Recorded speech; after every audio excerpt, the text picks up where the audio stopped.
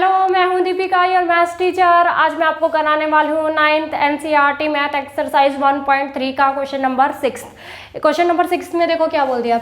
Look at several example of rational number in the form p by q, q does not equal to j, where p and q integer with no common factor other than 1 and having। क्या बोलते हैं यहाँ तक देखो, यहाँ तक कि आपको ना एक एग्जाम्पल लेना है, ठीक है। एग्जाम्पल लेना है किसका? रैशनल नंबर का, जिसे हम किस फॉर्म में लिख सकते हैं? p बाई क्यू के फॉर्म में। और क्यू क्या होना चाहिए? इक्वल टू 0 नहीं होना चाहिए, क्यू 0 नहीं होना चाहिए। ओके, वेयर p और क्यू क्या होना चाहिए? ये p और क्यू इंटीजर होना चाहिए, ठीक है। और क्यू 0 नहीं होगा, ठीक है। Okay, with no common factor then other than 1। क्या p और q का ना कॉमन फैक्टर 1 ही होना चाहिए, इसके अलावा नहीं हो सकता। जैसे मैंने p ले लिया मैंने यहाँ पे 2 ले लिया, ओके। एंड q मैं ले लेती हूँ यहाँ पे 6, ओके। 6 ले लिया तो मैं क्या करूँगी? 2/6 करूँगी, है ना। तो देखो इन दोनों का कॉमन फैक्टर क्या है? इसमें 2 आ रहा है और इसमें भी 2 आ रहा है ना। ये तो क्या होता है? 2 1 जा 2, और ये क्या होता है? 2 3 जा 6, है ना। तो दोनों में 2 2 आ रहा है ना, तो इनका कॉमन फैक्टर क्या हो गया? 2 हो गया। 1 तो है ही है, 1 तो सबका ही होता है, लेकिन 2 और है। तो इसने क्या बोल दिया? 1 के अलावा नहीं होना चाहिए। तो मतलब ये वाले एग्जाम्पल ऐसे नहीं आएंगे, क्लियर, ठीक है। तो उसका कॉमन फैक्टर नहीं होना चाहिए, 1 के अलावा कोई और नहीं होगा, ओके। अब कहता है having terminating decimal representing, can you gas what property क्या मस्ट सेटिस्फाई? क्या मस्ट सेटिस्फाई कि भाई इसकी क्या होगा, जिसका क्या करें हम p बाई क्यू को अगर डिवाइड करते हैं ना, तो हमारा एक्सपेंशन क्या आएगा?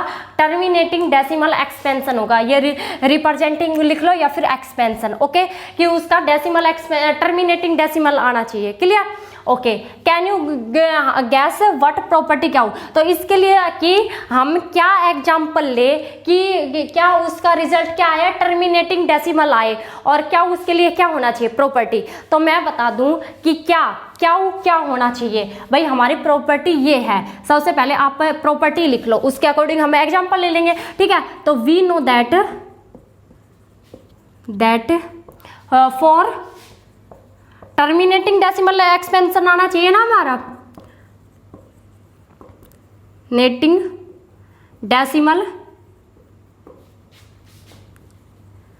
Expansion, okay.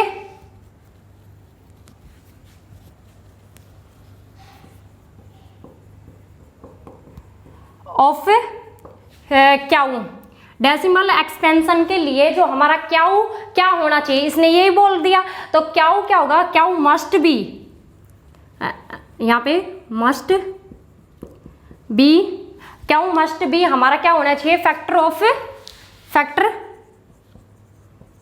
2 and 5 and both, कि क्या वो फैक्टर होना चाहिए क्यू, या तो 2 होना चाहिए क्यू के प्लेस पे, या 5 होना चाहिए, या क्या इन दोनों का मल्टीपल होना चाहिए। जैसे क्या 10 हो जाएगा, 10 में क्या आया हमारा? 2 आया, और 5 दोनों भी हो सकते हैं, और ये भी हो सकता है, क्लियर। 2 5 या दोनों हो सकते हैं, क्लियर। बोथ का मतलब दोनों है। तो ये चीज होगी।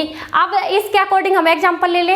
आप जो p है ना, वो आप कुछ भी ले सकते हो, ठीक है, लेकिन ध्यान रहे p और q में क्या नहीं होना चाहिए? कॉमन फैक्टर 1 के अलावा नहीं होना चाहिए, ठीक है। तो मैं p ले रही हूँ यहाँ पे, जैसे कि मैं 1 बाई ले लेती हूँ। यहाँ क्या मुझे लेना है? या तो 2 या 5 या दोनों ले लेना है। यहाँ पे मैं 2 ले देती हूँ, ठीक है। एक एग्जाम्पल ये हो गया। अब मैं यहाँ पे 2 ले लेती हूँ, क्या p2 ले रही हूँ, तो क्या इनमें से कोई लेना मुझे? यहाँ पे मतलब 5 ले लेती हूँ, ठीक है। तो इन दोनों का कॉमन फैक्टर क्या है? 1 इसका भी है, इसका भी है, तो 1 तो होना चाहिए, 1 के अलावा नहीं होना चाहिए। 1 के अलावा कुछ है भी नहीं, इन दोनों का 1 के अलावा कुछ नहीं है, ठीक है। यहाँ ले लेती हूँ मैं 3, और यहाँ पे ले लूँ, मान लो मैं यहाँ पे ले लेती हूँ 10, दोनों का ले लेती हूँ 10, 2 और 5, तो ये 10 ही हुए, है ना। और ये 3 और 10 का कॉमन फैक्टर हो सकता है? 3 1 जा 3 आता है ना। और 10 क्या आता है हमारा?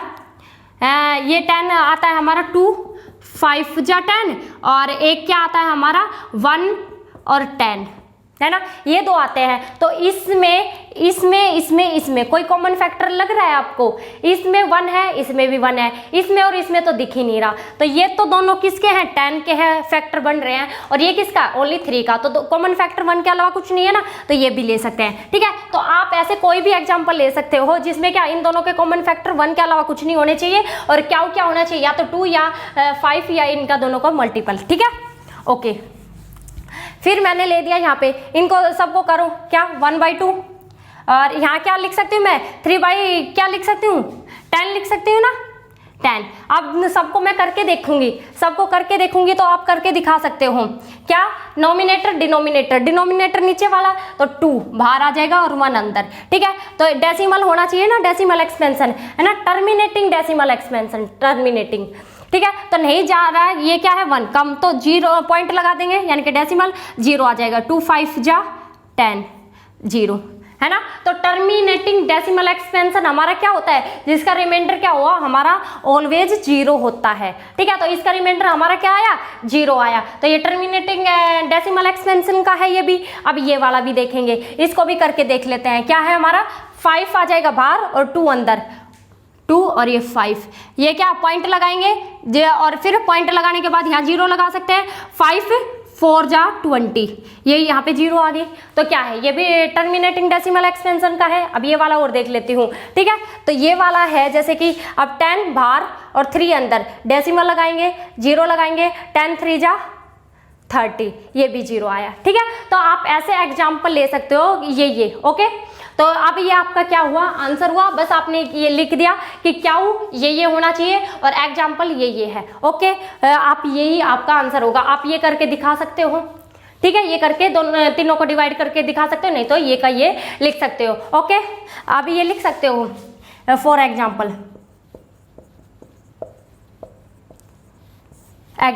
ओके, ये है। ठीक है, तो आप ये करो तो ठीक, ना करो तो ठीक। Okay, clear. अगर आपको ये वीडियो पसंद आई तो इसे लाइक करना, शेयर करना, कमेंट्स करना। Okay and thank you.